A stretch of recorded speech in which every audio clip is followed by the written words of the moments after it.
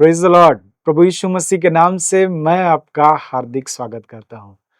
आइए आज के कार्यक्रम में हम आगे बढ़े, हम प्रार्थना करें। हे सर्वशक्तिमान दयालु पिता परमेश्वर, हम आपके जीवित वचन को सुनना, सीखना और समझना चाहते हैं, उसके अनुसार करना चाहते हैं। इन सब बातों में आप हमारी सहायता कीजिए, मसीह यीशु के नाम से, आमीन। मेरा विश्वास है कि आप दिन प्रतिदिन प्रभु की संगति में आगे बढ़ने की लालसा कर रहे हैं और बढ़ भी रहे होंगे। आज एक विषय को हम देखेंगे, उसका शीर्षक मैंने रखा है, बढ़ती आ रही है। यह हमारे लिए खुश होने का विषय है कि बढ़ती आ रही है। आज तक हम जहां भी थे, लेकिन अब बढ़ने का समय आ गया है। और इस संसार में जब हम देखते हैं तो हर एक चीज बढ़ती है। इंसान की उम्र बढ़ती है, इंसान का कद काठी बढ़ता है और बहुत सारी बातें प्रकृति में हम बढ़ोतरी को होते हुए देखते हैं। आज परमेश्वर के वचन के द्वारा मैं आपके लिए कहना चाहता हूं कि बढ़ती आपकी ओर आ रही है। भजन संहिता की किताब 75 अध्याय पद संख्या 6 और 7 हमें इस बात को बताती है। हम उसे पढ़ते हैं। लिखा है, क्योंकि बढ़ती न तो पूरब से, न पश्चिम से और न जंगल की ओर से आती है, परंतु परमेश्वर ही न्यायी है। वह एक को घटाता और दूसरे को बढ़ाता है। परमेश्वर न्यायी है, वह एक को घटाता है और दूसरे को बढ़ाता है। मैं यह समझता हूं कि ये समय जो है वो हमारे बढ़ने का है। मेरे हृदय में ये बातें हैं कि परमेश्वर इन समयों को आपके जीवन के लिए, मेरे जीवन के लिए इस्तेमाल करने जा रहा है कि हम बढ़ाए जाए। तो बढ़ती कोई और व्यक्ति लेकर नहीं आ सकता, आपका खुद का जीवन बढ़ती लेकर नहीं आ सकता, आप खुद बढ़ती लेकर नहीं आ सकते। बाइबल कहती है, ना तो पूरब से, ना पश्चिम से, ना जंगल की ओर से, बढ़ती आएगी परमेश्वर की ओर से। वही बढ़ाने वाला परमेश्वर है। प्रेरित पौलुस कहता है, अपुल्लोस ने सींचा, मैंने लगाया, लेकिन बढ़ाने वाला परमेश्वर है। वही परमेश्वर है जो हमें बढ़ाता है। यशायाह किताब 40 अध्याय इस बात को बताता है कि परमेश्वर ही है जो सब कुछ कर सकता है। वही है जो राजाओं को रंक बना देता है, पृथ्वी के न्यायियों को व्यर्थ ठहरा देता है। वो जिसको चाहता है उस पर अनुग्रह करके उसे बढ़ा सकता है। और मेरा यह विश्वास है कि ये समय है, ये दौर हमारे लिए है कि परमेश्वर पिता हमें कुछ बातों में बढ़ाना चाहते हैं। उन बातों की ओर आज हम रुख करेंगे। बहुत थोड़ी बातें मैं आपके साथ आज साझा करूंगा कि कैसे परमेश्वर या किन क्षेत्रों में परमेश्वर हमें बढ़ाना चाहता है। बाइबल का एक बड़ा प्रसिद्ध वाक्य है, वचन है। बाइबल कहती है, यदि मनुष्य सारे जगत को पाले और अपने प्राण की हानि उठाए तो उसे क्या लाभ। हाँ मेरे प्रिय, यदि हम सब कुछ में बढ़ते रहें लेकिन अपना प्राण ही खो डाले, यदि हम अपने प्राण को परमेश्वर के हवाले में ना पाए तो फिर क्या लाभ। तो सबसे पहला पॉइंट जो हम देखेंगे, परमेश्वर किस दिशा में हमें बढ़ाना चाहता है, वह उसे मैं इस प्रकार से कहना चाहता हूं, हम प्रभु में या उसके ज्ञान में, उसकी परिपक्वता में हम इन दिनों बढ़ने जा रहे हैं। और मैं ऐसा क्यों कह रहा हूं, एक वचन से जल्दी से हम लोग देखते हैं। इब्रानी की किताब 1 अध्याय पद संख्या 1 और 2। इब्रानी की किताब 1 अध्याय पद संख्या 1 और 2। बाइबल यहां इस प्रकार से कहती है, पूर्व युग में परमेश्वर ने बाप दादों से थोड़ा थोड़ा करके और भांति भांति से भविष्यवक्ताओं के द्वारा बातें कर इन अंतिम दिनों में हमसे पुत्र के द्वारा बातें की, जिसे उसने सारी वस्तुओं का वारिस ठहराया और उसी के द्वारा उसने सारी सृष्टि की रचना की। यदि हम उत्पत्ति की किताब से आरंभ करते हैं तो यह वचन बिल्कुल हमारे सामने जीवंत हो जाता है कि पूर्व युग में परमेश्वर ने हमारे बाप दादों से थोड़ा थोड़ा करके बातें की। हमारा आत्मिक पिता अब्राहम, जिससे परमेश्वर ने बातें की, लेकिन हम देखते हैं कुछ कुछ समय में परमेश्वर प्रकट होते, दर्शन के माध्यम से उससे बातें करते। अदन की वाटिका में ठंडे समय में परमेश्वर उतर कर बातें करते हैं। नूह के विषय में हम पाते हैं, हम इसहाक के विषय में, याकूब के विषय में पाते हैं।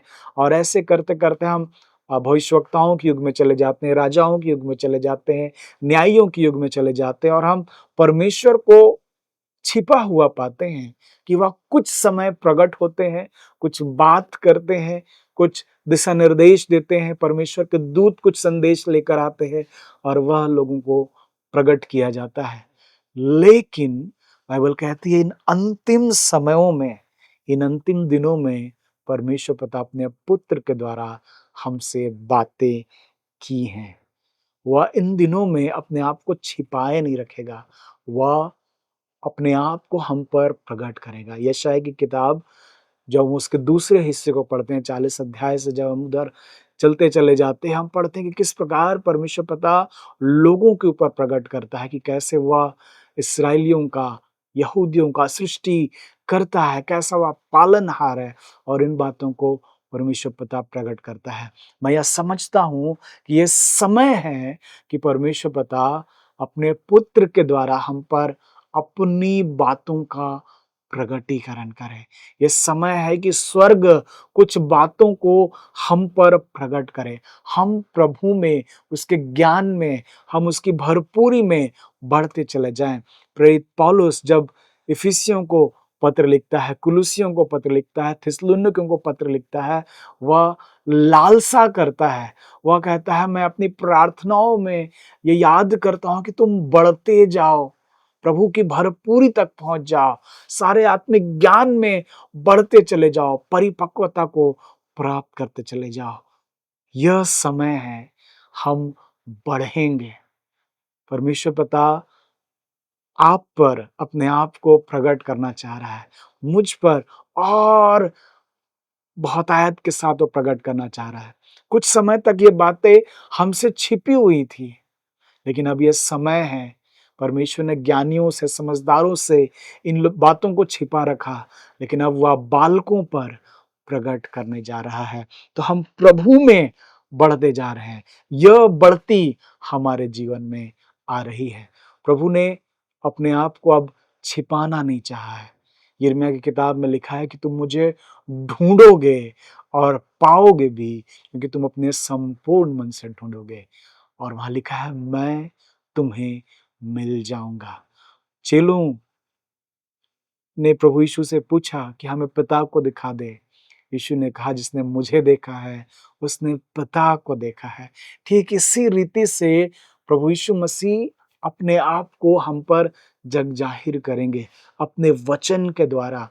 उसका वचन जैसा हमें पहले समझ में नहीं आया है, हम इन दिनों में समझेंगे। और ये इसलिए नहीं होगा क्योंकि हम बहुत पढ़ रहे हैं, हम बहुत खोजबीन कर रहे हैं, लेकिन यह इसलिए होगा क्योंकि हमने पढ़ा बढ़ती ना तो पूरब से, ना पश्चिम से, ना जंगल की ओर से, कहीं दूर से आएगी ऐसा नहीं है। प्रभु बढ़ाने वाला है। वह अपने ज्ञान को, अपने आप को आप पर वचन के माध्यम से प्रकट करने जा रहा है। और मैं यह समझता हूं कि यह हमारे लिए बड़े अनुग्रह का समय है जब प्रभु खुद को हमारे ऊपर प्रकट करने जा रहा है। तो बढ़ती आ रही है, उसका पहला जो हिस्सा हम देख रहे हैं वह यह है कि प्रभु में हम बढ़ रहे हैं। हम संसार में केवल नहीं बढ़ रहे हैं, हम प्रभु में बढ़ रहे हैं। हम उसके ज्ञान में, हम विश्वास में, हम प्रेम में, हम आचरण में हम बढ़ रहे हैं। जैसा पहले नहीं हुआ वह अब होने जा रहा है, क्योंकि बढ़ती परमेश्वर की ओर से हमारे लिए आ रही है। दूसरी बातें हम देखेंगे उत्पत्ति किताब उसके 30 अध्याय से और उसके 43 पद से। उत्पत्ति किताब 30 अध्याय 43, यहां इस प्रकार से लिखा है, इस प्रकार वह पुरुष अत्यंत धनाढ्य हो गया और उसके बहुत सी भेड़ बकरियां और दासियां और दास और ऊंट और गधे हो गए। ये किस व्यक्ति के विषय में बातचीत की जा रही है? या याकूब के विषय में बातचीत की जा रही है, जो धनी हो गया है। उसके पास बहुत से ऊंट, भेड़, बकरियां, दास दासियां हो गए हैं, वह धनी हो गया है। लेकिन हम आरंभ से जानते हैं कि याकूब ऐसा नहीं था। जब अपने भाई से अलग होने के बाद, जब अपने घर को छोड़ने के बाद वह वहाँ से निकला, तो उसकी प्रार्थना मुझे बड़ी अच्छी लगती है। वो कहता है कि प्रभु इतना हो कि मुझे खाने को रोटी मिले, मैं अपने घर वापस लौट आऊँ, सुरक्षा मुझे मिले और ये सब मिले तो तू मेरा परमेश्वर होगा। और हम जानते हैं कि वह आगे चला गया, लाबान के पास जाकर वह अपनी पत्नियों के लिए सेवा किया, भेड़-बकरी चराने का काम किया और अचानक से ऐसा नहीं हुआ कि वह रातों-रात धनी हो गया। तो जो दूसरा पॉइंट मेरा यह है कि बढ़ोतरी जिस हिस्से में आपके जीवन में आ रही है, वह यह है कि आपको प्रभु आर्थिक बातों में भी बढ़ाने जा रहा है। पहली बात तो हम प्रभु में बढ़ेंगे और दूसरी बात प्रभु हमें आर्थिक बातों में भी बढ़ोतरी को ला रहा है। तो याकूब के साथ यह रातों-रात नहीं हुआ, इसके लिए एक लंबा समय लगा। 20 वर्ष का ज़िक्र हमें बाइबल में मिलता है और कुछ और पदों को पढ़कर हम जानते हैं कि याकूब किस प्रकार से धनवान हो गया, किस प्रकार से धन उसके पास आता चला गया। लेकिन आरंभ से ऐसा नहीं था। वह तो जब अपने घर से निकला, बहुत कुछ उसके पास नहीं था। वह रोटी की माँग कर रहा था। हम देखते हैं उसके पास आरामदायक बिस्तर भी नहीं था। वह तो किसी पत्थर को सिरहाने पर लेकर लेटकर सो गया था।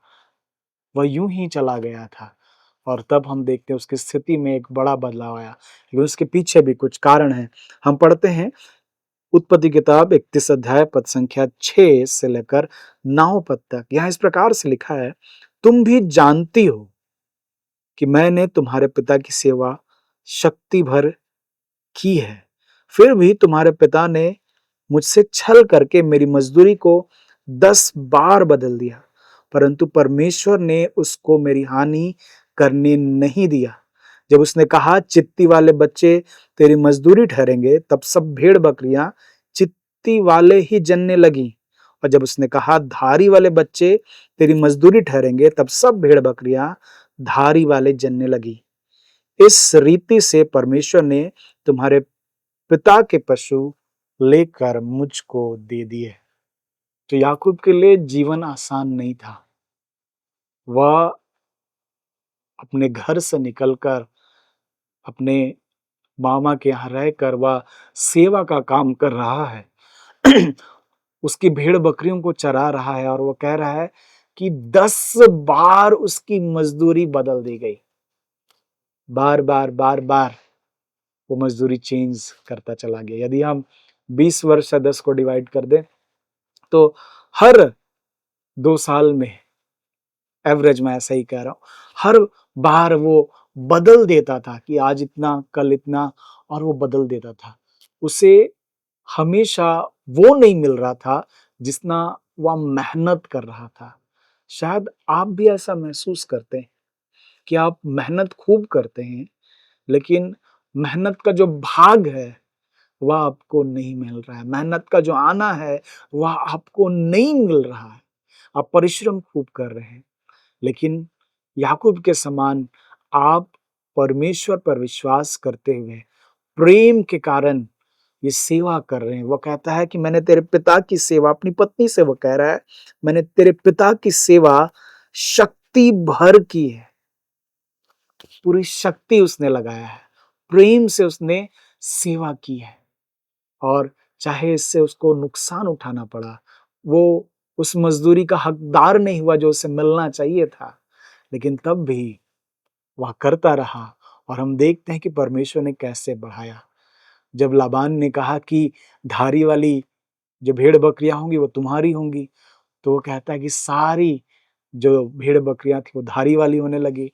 जब उसने कहा चित्ती वाली तुम्हारी ठहरेंगी, तो चित्ती वाली भेड़ बकरियां जनने लगी। और इस प्रकार से वो कहता है कि पिता के पशु लेकर परमेश्वर ने मुझे दे दिया। वह उस एकांतवास में भी इस बात को समझता था कि परमेश्वर ही है जो इन सब बातों का प्रबंध मेरे लिए कर रहा है। मैं नहीं जानता आप किस हालात में हैं, आप कहाँ सेवा कर रहे हैं, आप कैसा परिश्रम कर रहे हैं, आप किस प्रकार कठिन सेवा कर रहे हैं, लेकिन मैं आज परमेश्वर के वचन से आपके लिए कहना चाहता हूँ, आर्थिक बातों की बढ़ोतरी आपके पास आ रही है। और ये इसलिए होगा क्योंकि आप बड़े विश्वास योग्य हो रहे हैं उस काम को करने के लिए जो परमेश्वर ने आपको दी है। सबोपदेशक का लेखक कहता है कि जो काम तुझे मिले उसे शक्ति भर करना। याकूब ने शक्ति लगा दी पूरी रीति से उस काम को करने के लिए जिसे वह सौंपा गया था। हम एक और बातों को पढ़ते हैं 31 अध्याय से ही, उसके 38 से लेकर 40 पद तक मैं आपके लिए पढ़ना चाहता हूं। लिखा है, इन 20 वर्षों तक मैं तेरे पास रहा, इनमें ना तो तेरी भेड़ बकरियों के गर्भ गिरे और ना तेरे मेढ़ों का मांस मैंने कभी खाया। जिसे बने जंतुओं ने फाड़ डाला उसको मैं तेरे पास ना लाता था, उसकी हानि मैं ही उठाता था। चाहे दिन को चोरी जाता, चाहे रात को तू मुझ ही से उसको ले लेता था। मेरी तो यह दशा थी कि दिन को तो घाम और रात को पाला मुझे खा गया और नींद मेरी आंखों से भाग जाती थी। इन वचनों से याकूब के हम कठिन परिश्रम और साथ ही साथ जो दुख उसे उठाने पड़े, जो हानि उसे उठानी पड़ी, उन सब को वो बयां करता है। वह लाबान से कहता है कि 20 वर्ष तक, और 20 वर्ष कोई आसान समय नहीं है, वो एक लंबा समय है जिस पर रहकर याकूब ने कहा मैंने तेरी सेवा की है। चाहे जंतु उसे खा जाते, भेड़ बकरियों को जंतु खा जाते, उसकी हानि भी वह स्वयं उठाता, अपने में से लेकर वह लाबान के हिस्से में दे देता। जब चोरी हो जाता, चाहे दिन को चाहे रात को, उसका भी हिसाब याकूब से ही लिया जाता और याकूब उसकी भी हानि उठाता। मौसम की मार उसे सहनी पड़ी। वह कहता है मेरी आंखों से नींद भी चला गया। किस प्रकार वह अथक परिश्रम करता रहा, और इसलिए करता रहा क्योंकि वह लाबान की सेवा कर रहा था, वह अपने प्रिय की सेवा कर रहा था, वो अपने पत्नी से प्रेम करने के कारण उसकी सेवा कर रहा था। और वो वचन में लिखा है कि अपनी पत्नी से प्रेम करने के कारण वो जो सेवा कर रहा था उसे बड़े थोड़े दिन की लगी। 20 वर्ष की सेवा भी, हालांकि 14 वर्ष, 7 वर्ष राहेल के लिए, 7 वर्ष लिया के लिए और 6 वर्ष उसने भेड़ बकरियों के लिए वो सेवा की, लेकिन इन सब में बाइबल लिखता है कि वह उसे अपनी पत्नी के प्रेम के कारण थोड़ा समय लगा। आप और मैं यदि ईमानदारी से वो काम कर रहे हैं जो परमेश्वर ने हमें दिया है, हम शिकायत नहीं कर रहे हैं, शायद हमें भी हानि उठानी पड़ रही है, जिस क्षेत्र में है हमें, जिस व्यवसाय में हम हैं, जिस पेशे में हम हैं, जिस नौकरी में हम हैं, हमें हानि उठानी पड़ रही है और हम ही उसके भरपाई कर रहे हैं। परमेश्वर हमें देख रहा है। परमेश्वर ने याकूब के उस कठिन परिश्रम को देखा है, उस सेवा को देखा और वही उसे धनवान कर रहा है। मेरा विश्वास है कि ये सारी बातें यदि हमारे जीवन में है तो निश्चय आर्थिक बातों की बढ़ती हमारी ओर आ रही है। परमेश्वर पता हमें बढ़ा रहे हैं इन क्षेत्रों में। मुझे नहीं मालूम ये कैसे होगा, कब होगा, कितने दिन लगेंगे, लेकिन यह होगा क्योंकि बढ़ती ना तो पूरब से, ना पश्चिम से, ना जंगल की ओर से, बहुत दूर से नहीं, लेकिन परमेश्वर की ओर से आएगी और हम बढ़ते चले जाएंगे। तीसरी और अंतिम बात आज के लिए मैं आपके समक्ष रखना चाहता हूं, और वह यह है कि परमेश्वर पिता आपके जीवन में उन्नति, प्रमोशंस को लेकर आ रहे हैं। और ऐसा वो क्यों करना चाह रहे हैं? क्योंकि ऐसा करके वह अपनी महिमा करना चाहते हैं। बाइबल में लिखा है कि वह आपको पूंछ नहीं वरन सिर बनाना चाहता है। हम देखते हैं दानियल और उसके मित्र गुलामी में आए थे, लेकिन परमेश्वर ने उनके सम्मान को बढ़ाया, राजघराने में जगह दिलाई और वे राजघराने में होकर सेवा का काम करते रहे। परमेश्वर पिता आपके साथ भी ऐसा ही करने जा रहा है। आप शायद पिछले कई समय तक छिपे हुए थे और शायद आप जमीन में पड़े अंडरग्राउंड बहुत कीमती बहुमूल्य पदार्थ हैं जो बहुत समय तक दबे रहे हैं, लेकिन अब आपके प्रकट होने का समय, अब आपके चमकने का समय। और यह इसलिए होगा क्योंकि यशायाह की किताब में लिखा है कि परमेश्वर आप पर उदय हुआ है। परमेश्वर ने चाहा है कि अपने आप को आप पर इन बातों के द्वारा भी प्रकट करें। आप उन्नति को पाने जा रहे हैं। उत्पत्ति किताब 41 अध्याय उसके 39 पद को मैं आपके लिए पढ़ना चाहता हूं। लिखा है, फिर फिरौन ने यूसुफ से कहा, परमेश्वर ने जो तुझे इतना ज्ञान दिया है कि तेरे तुल्य कोई समझदार और बुद्धिमान नहीं, इस कारण तू मेरे घर का अधिकारी होगा और तेरी आज्ञा के अनुसार मेरी सारी प्रजा चलेगी। केवल राजगद्दी के विषय में मैं तुझसे बड़ा ठहरूंगा। फिर फिरौन ने यूसुफ से कहा, सुन, मैं तुझको मिस्र के सारे देश के ऊपर अधिकारी ठहरा देता हूं। इससे कुछ समय पहले यूसुफ बंदीगृह में पड़ा हुआ था। कुछ साल उसने बंदीगृह में बिता दिए। उससे पहले वो पोतीपर के घर में था। उससे पहले वह इस्माइलियों के हाथ में बेच दिया गया था। उससे पहले वह गड्ढे में था। और इन सब बातों में थोड़ा समय तो जरूर लगा, लेकिन स्थितियां यूं बदली। कुछ समय पहले जो व्यक्ति जेल के सलाखों के पीछे था, जो गुनाह उसने नहीं किए थे, उसकी भी वह सजा काट रहा था, लेकिन इन सब बातों को परमेश्वर पिता ने देखा और अब उसके स्थिति में बदलाव आने का समय था, उन्नति आने का समय था, प्रमोशंस आने का समय था। मैं आपके लिए यह विश्वास करता हूँ, आप जहाँ भी हैं, आप कलीसिया में, आप स्कूल में, आप कॉलेज में हैं, आप अपनी नौकरी में हैं, अपने व्यवसाय में, आप जहाँ भी हैं, आप शायद कल तक पीछे थे, लेकिन आज ये समय है कि परमेश्वर आपको आगे करने जा रहा है।